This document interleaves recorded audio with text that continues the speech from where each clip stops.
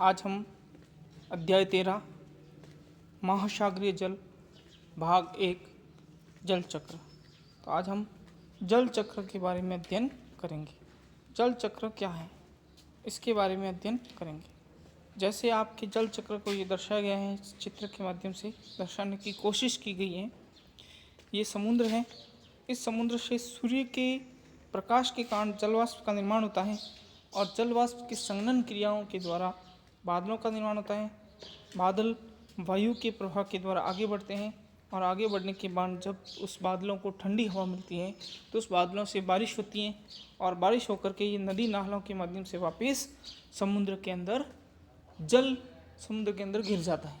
इस प्रकार से जल चक्र चलता रहता है। इसके बारे में हम विस्तृत अध्ययन करते हैं। आपको ये चित्र के माध्यम से दर्शाया गया है, आगे भी दर्शाएंगे। तो सबसे पहले आता है जलीय चक्र क्या है। जल चक्र क्या है?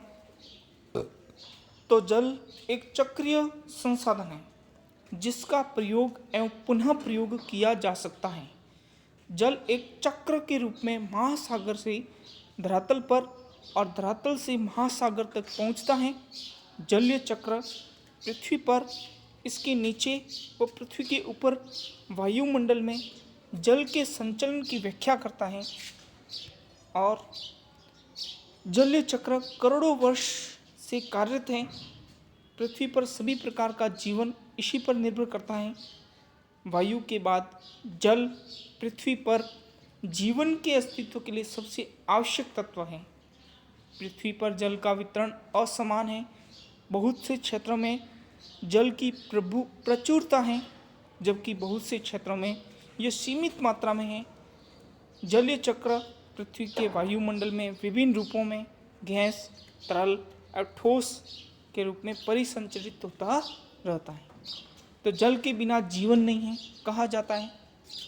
जितने भी जीव हैं, चाहे मानव है, पशु पक्षी हैं, चाहे पेड़ पौधे हैं, ये सभी जीव हैं वो जल के ऊपर निर्भर हैं। वायु के बाद में जल एक ऐसा संसाधन है जो हमारे जीवन के लिए बहुत अधिक मात्रा में आवश्यक है। अगर हम कहते हैं कि ये जो जल है वो कितनी मात्रा में पाया जाता है, किस प्रकार से, कितनी अवस्थाओं में पाया जाता है, तो जल है वो गैस, तरल और ठोस 3 अवस्थाओं में वायुमंडल में पाया जाता है। तो हम इसके जल चक्र के बारे में आगे बढ़ते हैं। तो जैसे आप देख सकते हैं इस चित्र के माध्यम से कि ये पूरा है जो ये महासागर है। इन महासागरों के अंदर जल की मात्राएं अधिक है। कहा जाता है कि विश्व का लगभग 71% जल है वो महासागरों में पाया जाता है।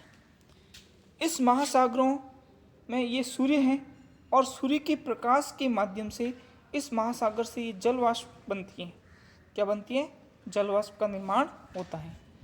और जब ये जल वाष्प वायुमंडल में पहुंचती हैं और वायुमंडल में पहुंच करके संघनन क्रिया करती हैं और संघनन क्रिया से बादलों का निर्माण होता है।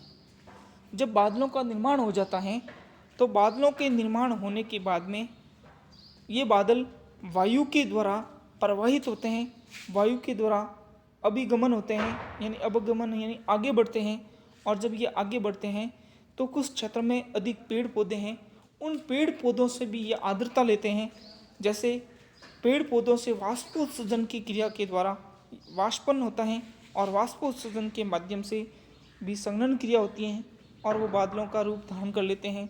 और ये बादल वापस जब आगे बढ़ते हैं तो आगे बढ़ते हुए जब उनको ठंडक मिलती है, ठंडा वातावरण मिलता है, तो वो ठंडा वातावरण मिलने के कारण एक वर्षा का रूप धारण कर लेते हैं और वर्षा होती है। जब वो वर्षा किसी मैदान में, किसी पहाड़ों पर गिरती है तो वो पानी का रूप ले लेती, जल का रूप ले लेते हैं। और जब वो वर्षा पहाड़ों के ऊपर गिरती हैं तो वो नदियों, पहाड़ों से होती हुई नदियों का रूप ले लेती हैं। और ये नदियां हैं, कुछ भाग नदियों का जल के अंदर भूमिगत प्रवाहित होता है, भूमि के अंदर नदियाँ प्रवाहित होती हैं और कुछ धरातल के ऊपर प्रवाहित होती हुई वापस महासागर के अंदर समाहित हो जाती हैं। तो इस प्रकार के जल प्रवाह को जल चक्र के रूप में जाना जाता है। ये चित्र के माध्यम से भी आपको बताया गया है। अगर हम इसको आगे बढ़ाते हैं तो इसका संबंध महासागरों, वायुमंडल, भूपृष्ठ, अधस्थल और जीवों के बीच जल के सतत आदान प्रदान से भी है। पृथ्वी पर पाए जाने वाले जल का लगभग 71% भाग महासागरों में पाया जाता है और शेष जल ताजे जल के रूप में हिमानियों, हिमटोपी, भूमिगत जल, झीलों, मृदा में आर्द्रता, वायुमंडल, सरिताओं और जीवों में संग्रहित होता है। इस प्रकार से धरातल पर गिरने वाले जल का लगभग 59% भाग महासागरों में एवं अन्य स्थानों से वाष्पीकरण के द्वारा वायुमंडल में चला जाता है और शेष भाग धरातल पर बहता है, कुछ भूमि में रीच जाता है और कुछ भाग हिम नदी का रूप ले लेते हैं। इस प्रकार से कहा जाता है कि पृथ्वी पर नवीनीकरण योग्य जल निश्चित मात्रा में है, जबकि मांग तेजी से बढ़ती जा रही है। इसके कारण विश्व के विभिन्न भागों में स्थानिक एवं कालिक दोनों रूपों में जल का संकट पैदा हुआ है। अब जल के संकट के प्रमुख कारण है नदी के जल प्रदूषण के कारण। नदियों का जल है वो प्रदूषित होता जा रहा है और इस संकट की ओर अधिक बढ़ा दिया जाता है। और आप जल की गुणवत्ता को कैसे सुधार सकते हैं तथा जल की उपलब्ध मात्रा में वृद्धि कैसे कर सकते हैं, ये आपके ऊपर निर्भर है। अगर हम इसको आगे बढ़ाते हैं तो घटक के रूप में अगर हम देखते हैं तो जल घटक कौन कौन से हैं, तो जल घटक के रूप में अगर हम देखते हैं तो सबसे पहले है महासागरों में संग्रहित जल, दूसरा है वायुमंडल में जल, तीसरा है हिम एवं बर्फ में पानी का संग्रहण और चौथा है धरातलीय जल बहाव और पांचवा है भूम जल संग्रहण। इस प्रकार से अलग अलग भागों में अलग अलग प्रकार के जल हैं।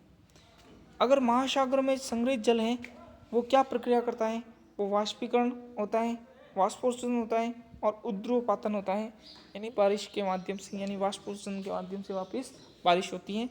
और वायुमंडल का जल है वो संघनन क्रिया करता है, वर्षण करता है। इसी प्रकार हिम और बर्फ में पानी का संग्रहण है वो हिम पिघलने पर नदी नालों का निर्माण करता है और नदी के रूप में बहता है। धरातलीय जल बहाव के रूप में देखते हैं तो जल धारा के रूप में ताज़ा जल संग्रहण एवं जल रिसाव होता रहता है। इसी प्रकार भौम जल के रूप में अगर देखते हैं तो भौम जल का विसर्जन और झरने के रूप में होता है। इस प्रकार से हमने जलीय चक्र को पढ़ा और जल के स्रोतों को भी पढ़ा, घटक के रूप में जल कहाँ कहाँ है उनके बारे में भी पढ़ा।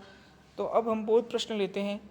तो बोध प्रश्न में पहला प्रश्न है, वायु के बाद जीवन के लिए पृथ्वी पर आवश्यक तत्व कौन सा है। तो आपको ध्यान ही है वायु के बाद जल। जल का परिसंचरण वायुमंडल में किस रूप में होता है। जल का परिसंचरण 3 रूपों में होता है, ठोस, द्रव और गैस, तीनों रूप में। जलीय चक्र किस की व्याख्या करता है। तो जलीय चक्र पृथ्वी पर, इसके नीचे एवं पृथ्वी के ऊपर वायुमंडल में जल के संचलन की व्याख्या करता है। गृह कार्य के रूप में एक प्रश्न है, आपको ये भी करना है कॉपी के अंदर, जलीय चक्र को चित्र के द्वारा समझाइए। बहुत अच्छा प्रश्न है ये प्रश्न, कई बार अर्धवार्षिक, वार्षिक में भी आता है, इसलिए ध्यान से इस प्रश्न को हल करना। बहुत बहुत